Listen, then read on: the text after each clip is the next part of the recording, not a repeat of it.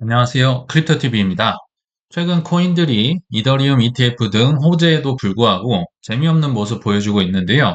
오르기 전에 물밑에서 벌어지는 일들을 알아보도록 하겠습니다. 이더리움 ETF 7월 초에 승인된다는 말이 있죠. 그리고 트럼프가 연일 신문지 상에서 친코인 행보를 보이고 있어도 코인이 오르기는커녕 떨어지고 있습니다. 그래서 한 센티멘트라는 소위 분위기를 파악해서 알려주는 온체인 플랫폼이었죠. 여기에서 이제 비트코인에 대한 여론이 지금 한 달 정도 부정적이다. 비트코인은 그래도 한 달밖에 안 됐네요. 알트코인은 좀 몇 달 된 것 같죠. 그래서 5월 23일 이후로 거의 한 달 정도 지금 부정적인 상태를 유지하고 있더라. 그래서 비트코인은 반감기 이후 150일간 횡보를 지속하고 있다. 이건 좀 잘못된 것 같습니다. 왜냐하면 반감기가 4월 20일경이었기 때문에 반감기 이후 150일이 아니라 3월에 1억 원 최고점 찍고 나서 지금 재미없다는 얘기를 잘못 표현한 것 같고요. 지금 아무튼 강세장 중에 가장 지루한 시기인데 횡보가 클수록 랠리가 이어질 수 있다. 이렇게 얘기를 하고 있어요. 차트는 뒤에서 보기로 하고 떨어졌던 이유들 저번에도 좀 말씀드렸지만 채굴 기업들이 살기 위해 매도를 하고 있다. 그리고 지금 다 엔비디아 주식 사러 가느라 바쁘죠. 연일 최고점 찍고 있기 때문에요. 그리고 엄밀히 얘기하면 제가 정확히 1년 전쯤에 비트코인 가격을 한번 찾아보니까요. 정확히 1년 전쯤에 비트코인이 한 3,200만 원, 300만 원 이쪽을 왔다 갔다 하더라고요.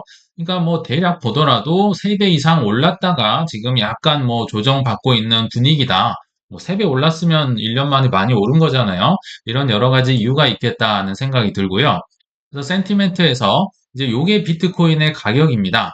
요게, 그러니까 1월 달, 올해 1월 달인데, 이게 낮은 것처럼 보이지만, 사실 저 뒤에서 10월, 11월, 12월부터 굉장히 많이 올라온 겁니다. 1월 달 가격도요. 그래서 이때 당시에 센티멘트의 분위기가, 이 노란색 박스가 하늘로 치솟았었죠. 그러다가 떨어졌다가, 다시 그 유명한 비트코인이 1억 500만 원 됐을 때, 전고를 뚫었을 때, 다시 한번 불뚝 솟았다가, 노란색 솟아있죠. 그러다가 떨어졌다가 다시 한번 한 4월 즈음에 한번 올라왔던 것 같아요. 그리고 아까 말씀드린 5월 한 20일 경부터 지금까지는 계속 아예 바닥에 이렇게 들어가서 비트코인 분위기가 살지 않고 사람들이 검색을 하지 않고 있다. 완전 퍼드가 지배를 하고 있다고 보이는데요. 하나 굉장히 아이러니한 거는 6월 20일자 기준이긴 하지만 모든 비트코인의 홀더 중에 89%가 수익 상태라고 합니다. 비트코인이 9천만 원 무너지고 하면 88%, 87% 이렇게 떨어질 수는 있겠지만 이런 걸 볼 때도 참 여러 번 비트코인과 이더리움까지는 구명조끼다. 내가 살려고 있는 거다. 다시 한번 확인할 수 있는 데이터가 아니었나 생각이 들고요. 자, 이제 본론에 와서 코인이 상승하기 전에 꼭 거치는 현상이 있다고 해서 제가 좀 소개를 해보려고 합니다. 그 첫 번째 현상이 바로 손바뀜. 그러니까 누군가는 팔고 누군가는 샀겠죠. 그래서 낄끼 빠빠, 낄 때 끼고 빠질 때 빠진다. 빠졌던 사람, 팔았으니까 누군가 샀겠죠. 일단 누군지 한번 살펴보니까 그 중에서 유력한 이제 주범 중에 하나가 바로 독일의 정부 주소였다고 합니다. 범죄자들에게 이제 압수를 해서 그거를 최근에도 한 800개 정도 이제 추가 입금을 해서 팔았었고, 그 전에도 코인베이스에 200개 보내서 팔았었고, 한 이틀 전에도 코인베이스나 여러 거래소를 통해 1,500개를 팔았었고, 6월 21일 기준으로 한 6,500개 정도를 팔았다고 하니까, 그래도, 그래서 알트코인도 떨어지지만, 최근엔 비트코인도 조금 떨어졌던 게 이 이유가 아닐까 싶습니다. 또 정부니까 굳이 장기 보유할 이유가 없겠죠. 법정 화폐도 아니고요, 이게. 그리고 또 토마스라는 분석가 중에 하나가 최근 들어서 비트코인 ETF에 인플로 아웃플로우를 이렇게 항상 온체인 하는 사람들이 알려주잖아요. 근데 최근 들어서 6월 20일만 하더라도 2178개가 유출됐다. 사람들이 팔았다고 하는데, 그래서 이거 엔비디아 트레이드하러 떠난 거 아니냐, 이렇게 농담처럼 얘기를 했던 것 같은데요. 일부 맞는 말입니다. 왜냐하면 저번에 말씀드렸지만 헤지 펀드들은 우리처럼 코인베이스에 가서 현물을 살 수가 없습니다. 그래서 이 ETF를 통해 비트코인 현물을 사고 이제 선물은 할 수 있죠. 기관들도 CME라는 데 가서 이제 선물 매도를 하고 현물은 사고 이렇게 아비트리지로 먹고 치고 빠지고 하다가 이제 그것마저도 AI 주식 사러 간 것 같다. 그래서 이런 변동성이 작으면 헤지 펀드들도 잠시 떠나 있는다. 생각이 들고요. 조금 뭐 옛날 거긴 하지만 6월 17일자로 해서 결국 비트코인을 파는 사람들이 있을 건데 지금 누가 파느냐 하고 있는 거죠. 장기 보유 고래들 1년 전만 오더라도 3배가 올랐는데 뭐 3년, 4년, 6년, 7년, 8년 이렇게 오래 보유했던 분들은 팔기에 나쁘지 않은 가격이겠죠. 그래서 많이 벌어서 팔았거나 아니면 채굴자들이 나 죽겠소 하면서 팔거나 이런 여러 가지 이제 주체들이 모여서 팔고 있다 보시면 될 것 같아요. 그러면 이제 누가 사고 있는가, 그리고 어떻게 사는가, 나름 힘든 시기에 사는 게 이제 뭐 신기하실 수도 있겠지만 어떤 분들이 사는지 알아보면 우리의 마이클 세일러가 빠지면 안 되겠죠. 참 이분도 대단한 것 같은데 비트로 유명한데요. 이번에도 8억 불의 전환사채, 소위 말하는 이제 빚이라고 하죠. 근데 이분은 이제 본인의 회사를 키워서 그걸 담보로 이제 빚을 한 거라서 조금 뭐 다를 수도 있겠다는 생각이 드는데 아무튼 그렇게 바람직한 상황은 아닙니다. 그럼에도 지금 1조 원, 1.1조 원 정도 되는 돈을 이제 빚으로 마련해서 이제 비트코인을 사는데요. 참고로 빚에는 이자가 있습니다. 근데 넉넉하네요. 만기는 넉넉한 것 같고 2.25% 이자를 주고 비트가 올라가면 갚겠다. 뭐 이런 내용이 아닐까 싶습니다. 그래서 한 8억 불 정도를 팔았는데요. 그걸로 이제 비트코인 거의 한 12,000개를 바로 사버립니다. 거의 동시에 샀는데 산 금액을 보니까 7억 8,600만 달러, 그러니까 8억 원어치 8억 불을 팔아서 7.86억 불을 샀으니까 그냥 돈 생긴 거 다 비트코인 샀다고 보면 되겠죠. 완전 상남자긴 한데요. 우리 같은 일반인들이 따라하기엔 너무 어렵고 힘들겠다. 이분은 정말 산전수전 공중전 겪은 분들이기 때문에 이분들을 함부로 따라해서는 안 되겠죠. 또 누가 샀는가? 누군가 뭐 팔았으면 산 사람이 있었을 거 아니에요? 자, 엘살바도르라는 부켈레 대통령이 우리가 두려워하고 있을 때 매일 바이더 딥을 하고 있다고 합니다. 블록체인이 좋은 게 다 투명하게 공개가 된다는 거죠. 그래서 엘살바도르의 정부 주소를 보니까 이게 지금 매일이거든요. 매일매일 뭐 7개 사고, 5개 사고, 2개 사고, 3개 사고 이런 식으로 계속 이날도 7개를 샀네요. 그래서 현재 5,700개, 800개 있는 것 같은데 이분들이 왜 이런 판단을 내릴까? 결국 뭐 주식이나 코인이나 누가 뭐 단기는 뭐 제로섬이라고 하죠. 이게 단기에는 적용이 됩니다. 또는 선물은 적용이 되죠. 왜냐하면 선물을 장기로 투자하진 않잖아요. 그 현상으로 보면 누군가 뺏고 뺏기겠지만 장기는 분명히 볼 때 요건 뭐 누가 뭐래도 플러스 썸 다 같이 커지는 시장입니다. 하나 예를 들어서 플러스 썸이 뭐냐면요. 자, 과수원을 예로 들어보면 과수원을 떤 사람이 새 주인이 와서 뭐 새로운 재배 방식, 뭐 기후 변화도 있겠죠. 또는 뭐 토지를 샀는데 뭐 올라가든지 과일 가격이 올라가든지 여러 이유로 인해 향후 이익이 올라간다. 그러면 그 과수원은 향후에 플러스 썸이 되겠죠. 근데 그 성장이 멈췄다. 그게 제로섬이고요. 거기 막 병충해가 오고 뭐 경쟁자가 많아서 떨어진다. 이런 마이너스 썸이 되겠죠.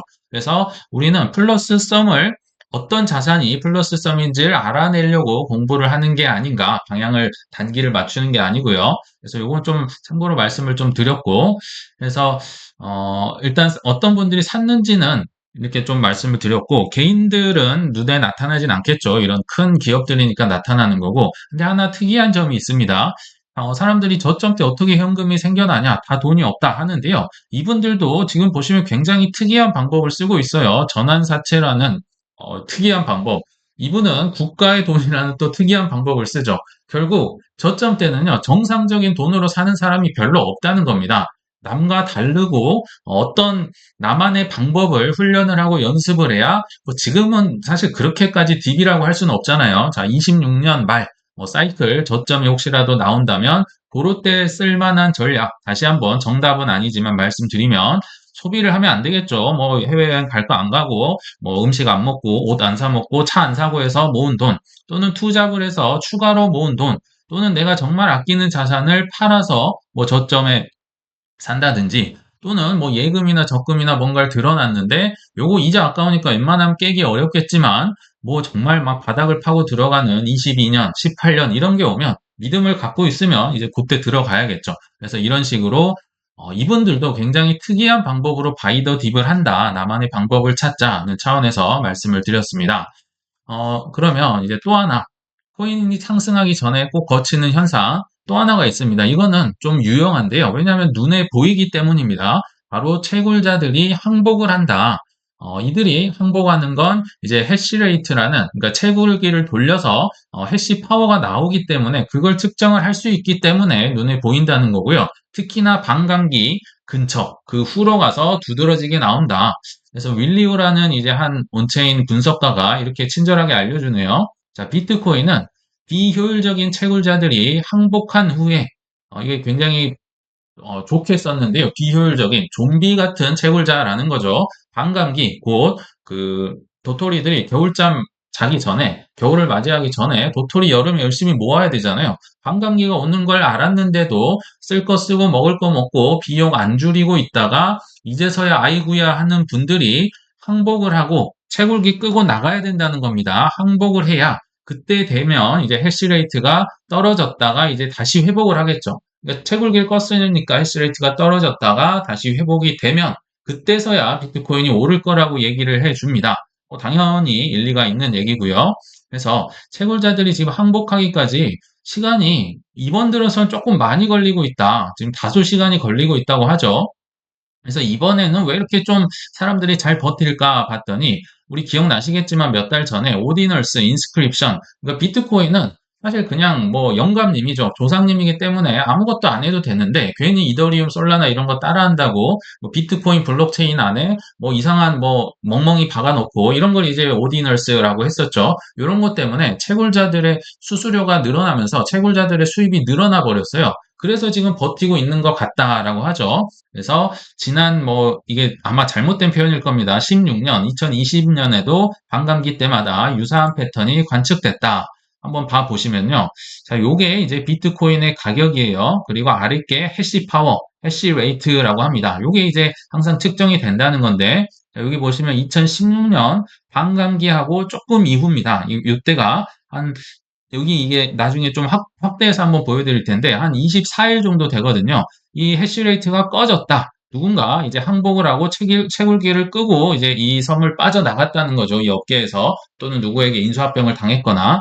그래서 이렇게 떨어질 때 이제 해시레이트가 이렇게 쭉 떨어졌다가 결국 가격이 이렇게 올라가더라. 그리고 이때도 이제 20년도 사실 이때가 코로나 때고요. 그 이후입니다. 그래서 이때는 8일 정도, 그러니까 짧고 굵게 이제 채굴자들이 항복을 하고 이제 넘어졌다가 결국 크게 21년도 불장이 찾아왔더라. 이게 이제 6월 뭐 중순 뭐 21일경에 최근 데이터인데요. 벌써 지금 61일이나 지났는데 버티고 있다는 거죠.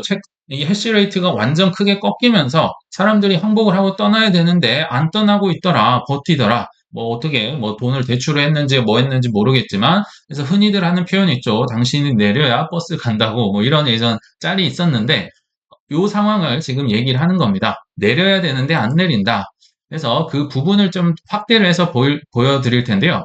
이걸 이렇게 공부하는 이유가 있습니다. 역사가 반복된다는 거죠. 반감기라는 좋은 이제 매개체가 있기 때문에 교보제가 있어서 그런데 20년도에 채굴자들이 항복할 때 해시레이트의 변화를 한번 알아보겠습니다. 아까 회복하는데 8일 걸렸다고 했었죠. 이렇게 해시레이트 툭 꺼질 때가 이제 8일 정도 후에 올라왔다고 하는데 이때가 코로나 직후였습니다. 코로나 큰 폭락 후에 몇 달 후였어서 이제 시장이 이렇게 혼란하고 다 죽겠다 하고 있을 때 부자들은 어떻게 했는가 봤더니 회복을 위해서 만회를 해야겠죠. 월가로 가서 시간을 보냈다. 이건 지금과도 굉장히 유사한 상황이죠. 반감기 때문에 사람들 힘들어하고 비트코인 재미없으니까 AI 주식 사러 지금 다 나스닥 갔잖아요. 똑같은 상황이 4년 전에도 있었다는 얘기입니다. 그렇다. 그러나 20년도엔 드디어 세일러라는 형님이 등장을 했었죠. 이런 친구가 나와서 열심히 쌓아서 비트코인을 이때 막 사는 겁니다. 그래서 부유한 친구들에도 나랑 똑같이 해라 이렇게 말을 했었다고 하는데 그때 당시를 한번 제가 확대를 해보면요. 자, 요때가 이제 코로나 그 빔 때입니다. 20년 3월인데요. 뭐 이틀 만에 50%, 비트코인이 50%면 뭐 다른 코인들은 뭐 말 안 안 들이더라도 엄청난 정말 패닉 셀이었고요. 이렇게 이때는 반감기도 있기 전이었습니다. 그러니까 채굴자들이 준비가 안 됐던 거죠. 이렇게 확 떨어져서 이제 요때 그래도 좀 버티다가 뒤에 가서 이제 1차 해시레이트가 떨어지면서 채굴기 하시는 분들이 뭐 물건을 내놓는다든지 인수합병을 당한다든지 항복을 했었죠. 근데 그 이후로 좀 올라오다가 사실은 요때 이 거의 눈에 보일까 말까 하는 굉장히 작은 하락이었음에도 불구하고 요때 이제 타격이 너무나도 컸던 거죠. 그래서 누적이 되다가 조금 떨어지니까 요때 이제 해시레이트가 다시 확 꺼져 버립니다. 이 코로나 때보다 훨씬 떨어지면서 요게 이제 8일 걸렸다는 그때거든요. 2차가. 그래서 요때 한번 제대로 털고 난 이후에 그럼 이제 살아남은 분들 또는 인수합병에서 덩치가 커진 분들 이분들이 신나게 채굴기를 돌리겠죠. 그래서 해시레이트가 올라가면서 결국 비트코인 가격이 올라가면서 생존자들은 엄청난 뭐 몫을 누렸다. 뭐 이렇게 보시면 좋을 것 같아요. 자, 그럼 계속 제가 반복해서 말씀드리는 게 우리가 왜 공부를 해야 되는가? 역사랑 코인이요. 공통점이 있습니다. 역사랑 코인의 반감기는 정확하진 않지만 굉장히 비슷하게 반복되는 경향이 있죠. 설마 하는데 결국 또 반복되고 우리의 뭐 역사도 그렇고 과거의 뭐 성경책이나 여러 개를 보더라도 정말 지겹도록 반복이 됩니다. 그거를 파악하려고 공부를 하는 거다. 그래서 제가 반감기 전에 한 뭐 2월쯤인가요? 요런 영상을 올렸던 것 같아요. 그러면서 렉트 캐피탈이라는 분석가의 반감기 근처에 통계를 이렇게 보여드렸는데 만약 역사가 반복된다면 자 반감기 그때 전이었어요. 반감기 전 할인 구간은 지금이 마지막일 것이다. 그리고 반감기 후에는 약 4에서 5개월 정도 정말 지겨운 하락과 조정에 결국 다 털려 나가더라. 이런 얘기를 했었는데요. 이렇게까지 참 비슷하게 저도 이렇게까지 똑같이 흘러갈 거라고 미처 생각은 못했던 것 같아요. 그러면서 소개를 해드렸는데 자, 요 파란색이 반감기였고 이게 2016년입니다. 2020년도 크게 다르지 않아요. 이 반감기를 전후로는 재미가 없다. 별로 재미가 없죠. 그러나 반감기로 오는 시점 이 2번 구간은 막 신나게 올라갑니다. 반감기 좋은 거래. 그러다가 반감기 근처 와서 훅 떨어지고 다시 이 4번 구간, 이게 마이 구간이라고 했었죠. 4에서 5개월 정도 엄청난 이제 조정과 횡보를 통해 다 흔들었다가 이제 결국 5번 구간, 초록색 감사합니다 구간이 나온다고 했었죠. 그래서 이 4에서 5개월 구간을 어떻게 버텨야 될까? 이런 얘기를 드리면서 제가 그때 당시 찍었던 뭐 한 부분을 그냥 거의 그대로 캡처해서 가져와 봤습니다. 제가 이제 마음대로 그냥 그려본 거예요. 이때 당시 반감기 한참 전이었나 봅니다. 그래서 뭐 떨구기도 하지만 결국 반감기 근처로 갈 때 올랐다가 이제 근처로 가선 재미가 없는 거죠. 그래서 지지부진하다가 이렇게 뭐 빨간색 이런 구간 4에서 5개월 이렇게 가지 않겠느냐. 뭐 금리 인하라든지 뭐 트럼프가 갑자기 나온다든지 이런 거 없을 때 아무 뭐 이 변화가 없을 때 기준으로 한 겁니다. 뭐 그런 게 나오면 이제 좀 이 조정 구간이 당겨질 수는 있다 생각이 드는데 아무튼 그때 당시에 그래서 이 빨간 구간에 개미들을 어떻게 털어버릴까 제가 마음대로 가상 뉴스를 한번 써봤었습니다. 재미로 써봤는데 한번 확인을 해보시죠. 자, 이더리움 ETF 내 눈에 흙이 들어가기 전에 허용하지 않겠다. 누구 말일까요? 게리 겐슬러가 전 이렇게 할 거라고 추측을 했었으나 보기 좋게 틀렸네요. 이렇게 될 거라고는 저도 예상을 못했다. 그리고 이 빨간색 또 조정의 이유로 반감기 후에 채굴 기업의 생산성이 악화된다. 이거는 뭐 반복되는 얘기니까 뭐 당연했을 것 같고요. 마운트 곡수가 또 매도. 이거 뭐 10년 넘게 지금 우리 우려먹고 있지만 시작됐나? 역시나 지금도 이러고 있죠. 비록 우리 이제 내성이 생겨가지고 그렇게까지 패닉셀은 하고 있지는 않지만요. 그리고 뭐 기업 부도다. 뭐 기업 부도까지는 아니지만 채굴 기업들은 뭐 인수합병 당하고 있죠. 뭐 경기 침체다. 그래, 경기 침체가 올 법한데, 뭐 주식은 뭐 최고점을 찍고 있으니까 이건 좀 틀린 것 같네요. 그리고 뭐 이스라엘 전쟁도 있었고, 뭐 테더 이슈 요새는 좀 조용한 것 같은데, 이런 뭐 이유는 알 수 없지만, 이런 이벤트로 인해서 우리는 빨간색 힘든 구간을 거쳐 갈 것이다. 그러나 24년 하반기 들어서 트위터에서 뭐 코인 쓸 것이다. 뭐 결제할 것이다 했는데, 이것도 보기 좋게 현재 기준으로는 틀렸네요. 왜냐하면 최근에 일론 머스크가 트위터에서 암호화폐로 결제 안 하겠다고 선언을 해버렸죠. 왜 그랬는지 모르겠지만 뭐 언제 말을 바꾸기를 한번 기대를 해보겠습니다. 그리고 땡땡 ETF 비트랑 이더 말고 이제 다른 거 나올 수 있겠다고 했는데 요거는 뭐 이제 뭐 솔라나도 얘기가 뭐 조금씩은 나오고 있죠. 뭐 비록 시간은 걸리겠지만요. 그리고 제2의 엘살바도르 뭐 3회 엘살바도르 뭐 법정화폐로 비트코인을 쓰는 것도 나올 수 있겠다 했는데 요거는 좀 더 기다려 봐야겠는데요. 제가 이 얘기를 왜 드렸냐면요. 일단 이런 뭐 여러 가지 이벤트들 맞출 수도 없고요. 앞으로 있을 이벤트 나오면 좋고 아니면 말고죠. 우리가 언제 비트코인 ETF를 기다리면서 투자를 했었습니까? 이건 뭐 10년에 한 번 천재지변처럼 갑자기 레리핑크가 변심을 해서 물론 뭐 그들의 짜고 치는 고스톱이었겠지만 하나의 이벤트였지. 그런 거 보고 우리 투자하지 않았잖아요. 근데 앞으로 올 이벤트를 그래도 좀 생각을 해보면 결국 이더리움 ETF까지 완성이 되면 다음 단계는 블랙락의 자산 토큰화라고 했기 때문에 뭐 자산 토크나 코인들 그리고 뭐 고속도로들 신나게 달려가지 않을까. 그리고 ETF 명단에 뭐 연기금 뭐 여러 미국 연기금 많잖아요. 이런 명단 대형 기관 나올 수도 있고요. 리플이 승소. 저는 올해 안에는 좀 결판이 나지 않을까 기대를 하고 있으며 이더리움 ETF가 아니라 이더리움에서 스테이킹이 붙은 ETF가 나와야 진정한 기관들의 포모가 오지 않을까 싶습니다. 그리고 뭐 금리 인하도 올해 안에 기대하고 있고 근데 이런 건 뭐 나오면 좋은 거고 굳이 요것만 보고 뭐 단기에 올라야 돼 이렇게 하는 건 옳지 않다는 생각이 듭니다. 그래서 단기적으로는 못 맞춘다. 방향도 못 맞추고 이벤트도 뭐가 나올지 모르고 그래서 단타를 한다든지 호가창을 보고 차트를 보고 트레이딩을 하고 이런 건 정말 힘든 돈을 잃을 수 있는 지름길이다. 그러나 우리 중장기는 알잖아요. 왜냐하면 과거 역사를 공부하고 반감기를 계속 보고 보면서 또 데이터를 보고 있기 때문에 중장기 방향은 알 수 있다. 그래서 좀 차분하게 준비를 하자는 차원에서 인내심을 갖고 준비를 하자는 차원에서 말씀을 드렸습니다. 자, 그럼 이제 결론에 왔는데요. 음, 결론이자 부록이라고 보시면 좋을 것 같아요. 코인은 옆에서 혹시나 이런 분들 있으시면 이제 한번 얘기를 해주시라는 차원에서 어, 코인은 불로소득 아니야? 그거 뭐 그냥 사가지고 가만히 있는데 그게 무슨 정말 돈 쉽게 버네? 또는 도박이냐 사기냐? 뭐 공부할 게 없다는 분, 뭐 주식회사는 회사가 있는데 코인은 뭐 나카모토 사토시 뭐 누군지 알지도 못하는 애가 만들어가지고 무슨 공부할 게 있어? 차트만 보면 되지. 뭐 이런 분들이 혹시라도 계신다면 일단 피하는 게 1순위입니다. 이분들을 설득을 해서는 안 된다. 그러나 주위에서도 이제 정 궁금한 분들 계신다면 이렇게 좀 말씀을 하시면 어떨까? 제가 나름대로 좀 핵심만 생각을 해서 정리를 해봤는데요. 혹시라도 누가 옆에서 막 코인 떨어지고 이러는데 뭐 그럴 줄 알았네 뭐 이런 거에 기죽지 말라는 차원에서 말씀을 드린 거예요. 자, 그런 분이 나타났다. 자, 그럼 비트코인의 탄생 배경을 일단 소개를 해줘야겠죠. 다 아시겠지만 정부의 손을 타지 않는 화폐이자 최고의 가치 저장 수단이다. 그리고 두 번째, 이런 분들은요, 비난을 하려고 혈안이 돼 있기 때문에 이제 공신력을 좀 더하면 약간 주춤하는 감이 있거든요. 자, 제도권 자산이다. 미국에서 ETF가 승인이 됐다는 건 더 이상 이걸 사기라고 하긴 좀 그렇겠죠. 본인들이 뭐 도박이고 이렇게 이용을 하는 걸 수는 있겠지만, 그렇게 접근을 할 수는 있겠지만요.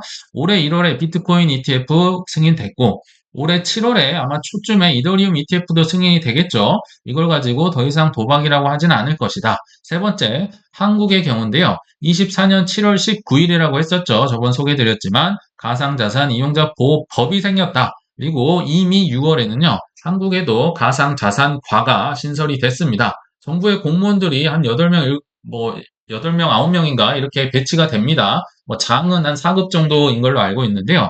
법과 과가 있었기 때문에 더 이상 뭐 도박은 아닙니다. 그리고 네 번째, 미국의 연기금들 이미 많이 사고 있는 거 명단에서 보셨을 거고, 한국은 아직 ETF가 나오지 않았기 때문에 살 수는 없었지만, 말씀드렸죠. 국민연금도 살 수 없으니까 코인베이스를 슬쩍 샀던 거, 그러면서 우리는 뭐 주식 산 거다 뭐 이렇게 얘기는 하긴 했었지만요. 그리고 세계 최고의 연기금, 일본이 연기금 규모 1위, 한국이 3위라고 말씀드렸잖아요. 일본 1위조차도 검토를 하고 있다. 올해 3월에 나왔던 기사입니다. 그리고 다섯 번째, 항상 이분들 얘기하는 거 무슨 쓸모가 있냐? 그거 어디다 써먹냐? 이라는 화폐라고 얘기를 해주시면 될 것 같아요. 일단 화폐는요. 일을 할 필요가 없습니다. 화폐는 그냥 화폐일 뿐입니다만 이 친구는 스마트 컨트랙트란 기능이 있기 때문에 일까지도 한다. 그래서 그들의 입장에서 얘기를 해야 되기 때문에 뭐 NFT다, 메타버스다, RWA 이런 걸 얘기를 할 수는 없겠죠. 그래서 예금 적금할 수 있다. 대출도 할 수 있고 결제도 할 수 있고 송금도 할 수 있고 이제 조금 더 얘기를 한다면 블록체인 장부를 검증한다. 더 쉽게 얘기를 하면 뭐 최근에 폴리곤의 기술을 사용해서 뭐 폭스뉴스나 뭐 타임지나 이런 가짜 뉴스, 뭐 출처를 밝힌다든지 이런 것 이제 검증을 한다고 하잖아요. 거기에 대한 검증에 대한 제대로 된 정보에 대한 보상으로 주는 게 화폐입니다. 이라는 데 따른 화폐다. 또 뭐 웬만한 뭐 달러나 원화에 할 수 있는 일은 다 할 수 있으나 비록 이제 지금은 변동성이 크기 때문에 화폐로 많이 쓰이진 않겠지만 가격이 한 5년에서 한 10년 되면 분명히 비트코인을 화폐로 쓰는 날이 저는 올 거라 생각이 듭니다. 그리고 마지막 어떻게 공부하냐? 공부할 게 뭐가 있냐? 이런 분들 분명 있습니다.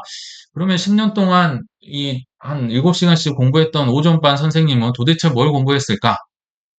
공부할 게 많이 있습니다. 단타나 차트, 뭐, 이 방향을 단기간에 맞춰서 돈을 버는 게 절대 아니라 사실 변동성을 이겨낼 실력을 쌓는 것이다. 이게 무슨 얘기냐면요. 비트코인 뭐 별거 있어? 그냥 대충 사서 한 4년, 5년 있으면 뭐 4년마다 튀잖아. 뭐 할 게 뭐가 있어? 이게 정답이긴 하지만요. 그렇게 할 수 있는 분, 뭐 100명 있으면 몇 명이나 있을까요? 한 명 있을까 말까일 거예요. 그래서 대충 사서 가만히 있기 위한 실력을 쌓고 있다고 보시면 좋을 것 같습니다. 자, 말이 길어졌는데 코인이 뭐 올라도 이렇게 막 비난하고 떨어져오면 뭐 그럴 줄 알았네. 이런 분들한테 정말 기죽지 말시라는 차원에서 제가 한번 말씀을 드려봤습니다. 시청해 주셔서 감사합니다.